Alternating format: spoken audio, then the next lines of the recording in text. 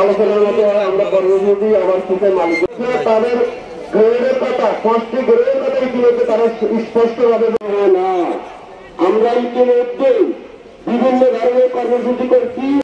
আপনারা যদি বাস্তবায়ন না করেন আগামীতে যে কর্মসূচি আসবে সেই কর্মসূচি থেকে আমাদের দাবি আদায় না হওয়ার জন্য আমাদের কর্মসূচিতে সকল মালিকদেরকে বলতে চাই যে আপনারা এখনো সময় আছে উদ্যোগ নেন, এটা ঘোষণা দেন যে আমরা নিম্নতম মজুরি বাস্তবায়ন করবো।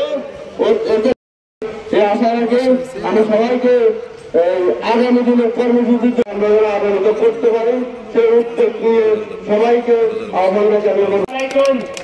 আজকে সম্মানিত সভাপতি উপস্থিত জানেন যে হুমকি ইঙ্গিত বুঝা যায় যে এটা মনে করেন আমাদের যে কোনো একটা এই হুমকি অপেক্ষা করেই ট্যানারি শ্রমিকদের নিম্নতম প্রখ্যাত শ্রমিক নেতা জনাব আবুল কালাম আজাদ আপনারা সবাই যান রাস্তাটা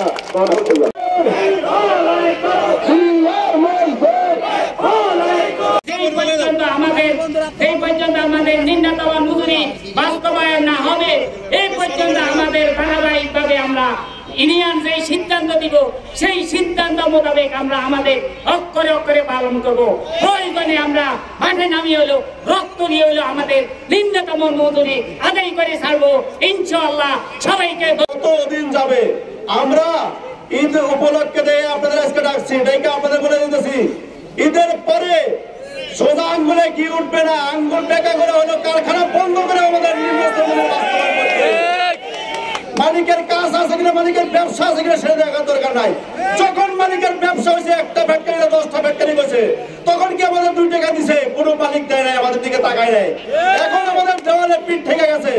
আমরা আইনগত ভাবে আমরা নিম্নস্তরের মজুরি বাস্তবায়ন করে ছাড়বো ইনশাআল্লাহ। অনেক নেতারা বক্তব্য দিছে, আমরা একই দাবি নিম্নতম মজুরি বাস্তবায়ন করা।